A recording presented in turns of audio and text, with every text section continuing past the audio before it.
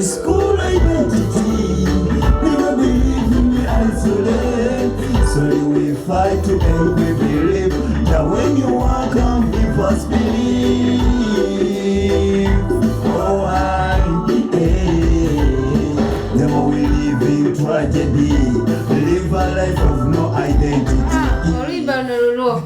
Or maybe wali mu studio zaffe soko tukubiremu akapera nakweyanjula joyita munange enchiri let's joinilo anti nze QX Uganda omwana wa mama omubwati nazalibwa satondebwa wazalibwa tewatondewa akantu ako kantamula naye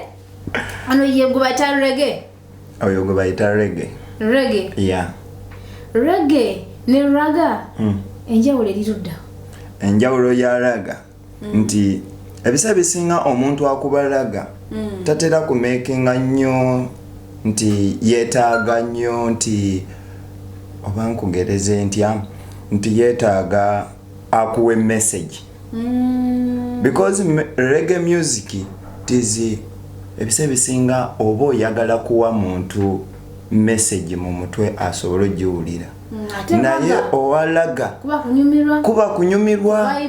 okitegeera soko tuyanjye ngo jyevugana gakola ensimbi otuli amanyago amatuufu amanya aganga amatuufu nze chuchu Wilberforce chuchu so mo wa creating erinnya eddala mwena jerinya QX chuchu babeddira ki chuchu mbera neddira mpindi chuchu ngampulira kumanya gegamu gega kabaka chuchu natawetwa kati chuchu bade mayidi abwa kabaka anti ndi musajja muganda chuchu neddira mpindi ndi musajja muganda era mfubutuka bukunja mukyagwe so mpindi tozirya sijirya yaddo gikwatako gikwatako nsobola kubate enjocha naye okugirya so go natulaba ali ku Nyondo Media amanya yenze Nyondo Rozet era ngonako lwalo tuline mwana wa QX mwana muyimbi mukubi wa reggae mulungi nnyo Uganda of course tuna bananga bali talented ate bava Uganda ne bajja wano ku kyeyo so talents zaabwe bajje nazo tebazireka Uganda however babera busy emirimu naye atera baba bagala okukuza ebitonde byabwe so ngafa abanyodo media twasazeewo kubanga tubaleetera abaana bano omukumu ate tubere nga tumanya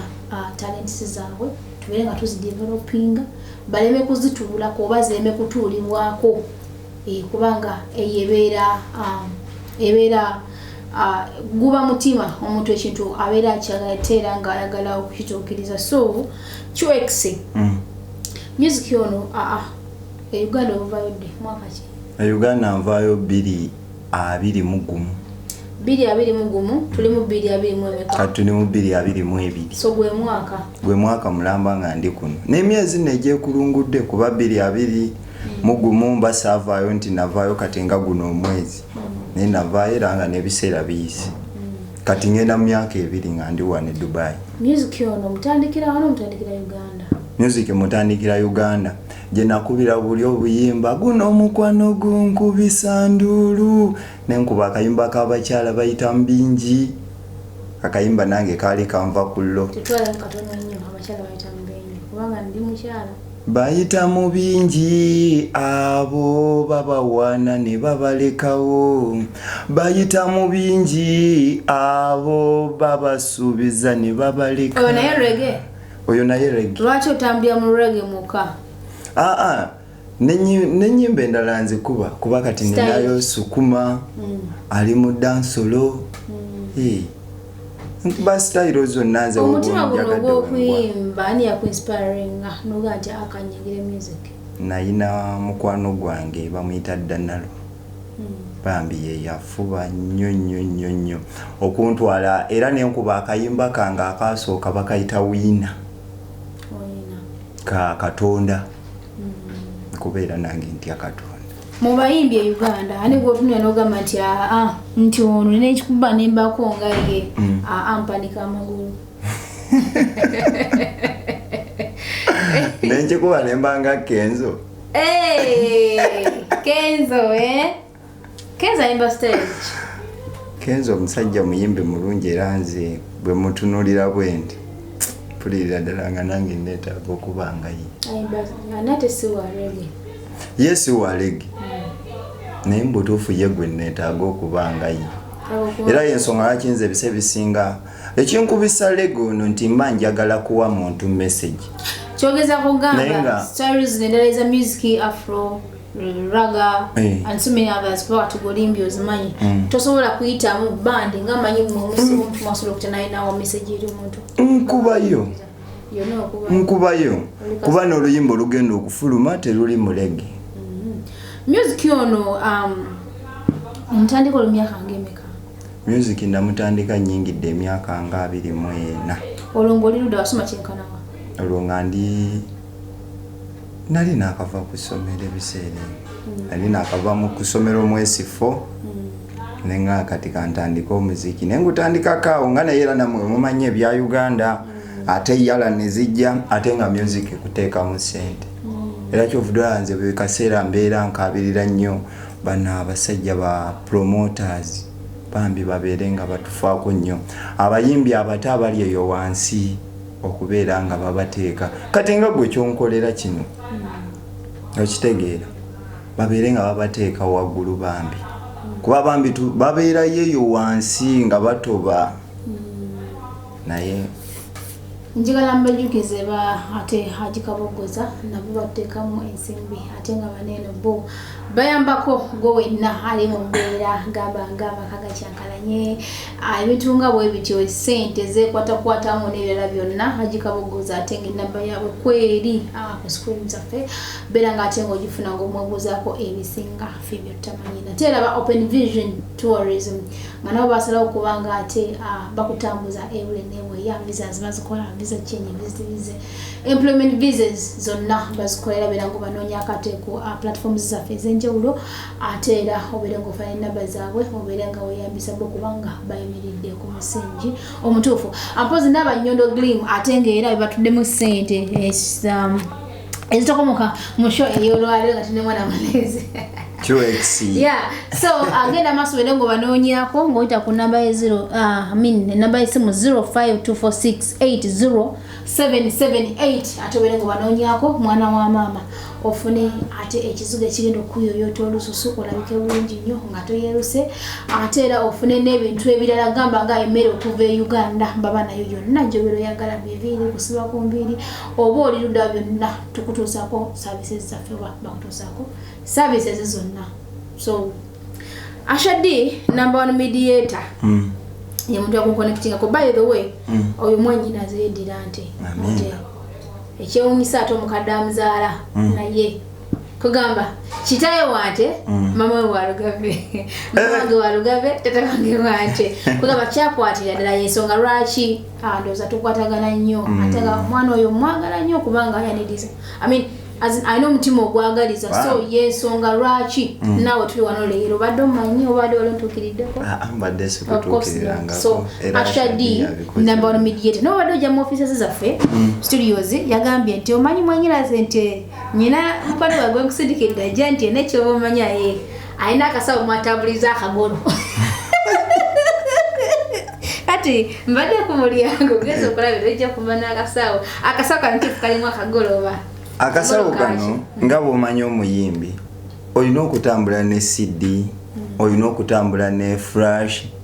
ng'era omuyimbi wabaawo ebintu by'otalina kuleka mabega yakuwaidde bitambulira muno kati oba mulimu akasaidi nga mulimu akagolo kubanga mwanyinaze galatera kulimba sikubwa bintu ng'ebyo era ebyo abamanyi byenkubwa bo babimanyi sikubwa bintu nga akagolo bintu mwanjaye ndi muntu mulamu ngera bonda so okuva kati emyaka nga 5 werabawa era otegese ekikuba buli muntu yenna buli kintu kyabeera akola abeera aiming at higher not at lower era programu zange ne management yange zitegese okutandika ne January abagizi bagenda kutuulira okutandika ne January ebipya bingi byendeeta naye wano waliwo studios mu UAE okikola otya music w'omukola otya nze music wange mukola bwendi nfuna producer okuva e Uganda nankolera music nankolera engoma okuva e Uganda naginsindikira nenjiyisaamu ng'abayimbi era bo bamanyi kati bwe maliriza okugiyisaamu nengenda mulimu studio mulimu mu Cameroon ali awo ku Tiger Building osobola okumutuukirira ngoma nentuukayo neye ngoma nga nze namaze ogikwata nenteekamu amaloboozi gemba mumaze okuyiiya nengateeka ku ngoma then era nemaliriza nenga sindika e Uganda ekituufu ngezezaako muno okunoonyako ba producer abana Uganda mu Dubai tebaliimu nnyo eyo ni challenge eri gwe muntu omuyimbi challenges ki endala zensanga obuzibu bwe tulina kaŋŋambe abayimbi abasinga bali mu Dubai bwansimbi abatuteekamu ensimbi ekituufu abamu balowooza nti keffe ketwepakira ne tujja e Dubai kyaggwa buli kimu tukyesobolera naye tetubisobola ebimu yakivuddwa nti buli kaseera nayogeddeko ne Saalongo emabegakawo ne mugana naye Saalongo lwaki tokwasaganya gwe management mmwe be tulinawo ne mugana lwaki tokwasaganya ne mubanga mututegekayo abayimbi b'e Dubai nga mpulira tulina amaanyi nsonga nkulu kubanga bategeka abayimbi okuva e Uganda ne babateekamu sente empitirivu naye ng'ate singa nammwe babe bayitayitamu kiyongera n'okuba promoting kuba obuwagizi tubulina nsonga ebeera nno nkulu obuwagizi tubulina muno mu buyitirivu nno bungi kubeera babadde ku Maddox mwakirabye ketwayisizaamu tutya eggaali of course actually number 1 media namulabye nawe nakula QX n'omwalo oyo omwalo oyo mujjukire yatukubira amazina wamulaba tewaliyo olaika tewaliyo omwalo oyo yansanyusa nnyo kale naye big up mwana mwalo oyo yakuba akayimba akayita gana amazina wagayigirawa ate oli yagayigirawa kayimba kali katambula mu style bwetu ne kali kalungi nnyo mbutuufu Maddox Sematimba bw'omuntu yakubaga ye mukulu wa reggae jaja wa reggae era ye yanogombesa era ye yanogombesa reggae bamuyita Maddox Semanda Sematimba kayimba kikosinga okwagala Come Let Go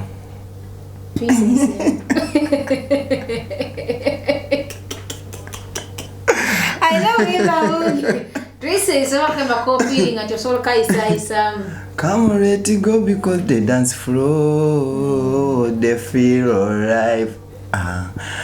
They feel alright. So kan kawulira muliringa kanyingira mu.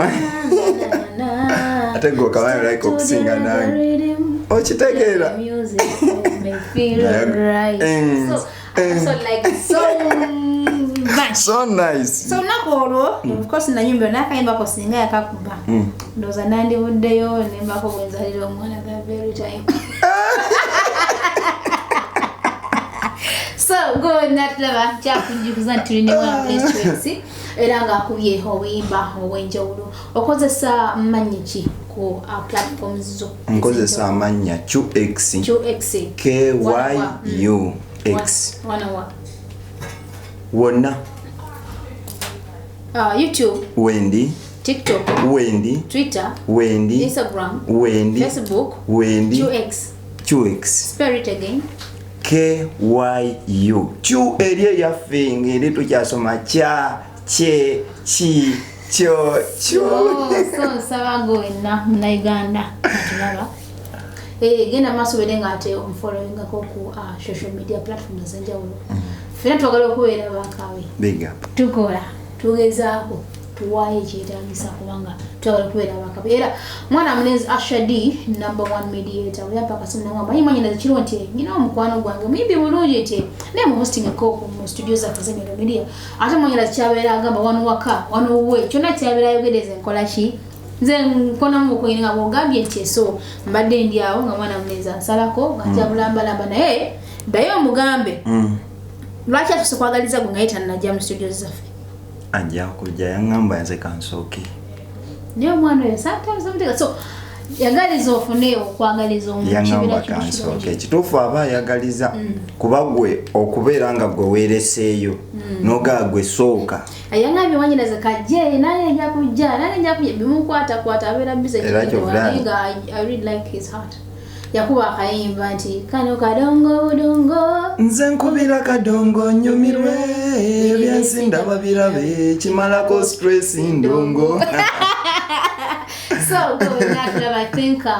tugenda koma wano nakolo lwaleero nenga QX ngenda kuba nga ate mubaleetera emirundi n'emirundi byandibadde bingi by'okwogeraho kubanga naye alina gyayise kuva mu buto mpaka esoowa leero tegedde maama tugedde masomero tegedde eki naye nga ssaawa eno mbadde nsaba ngowe naatulaba era agala okumanya ebisingako genda ku social media platforms ez'enjawulo zakozesa tekamu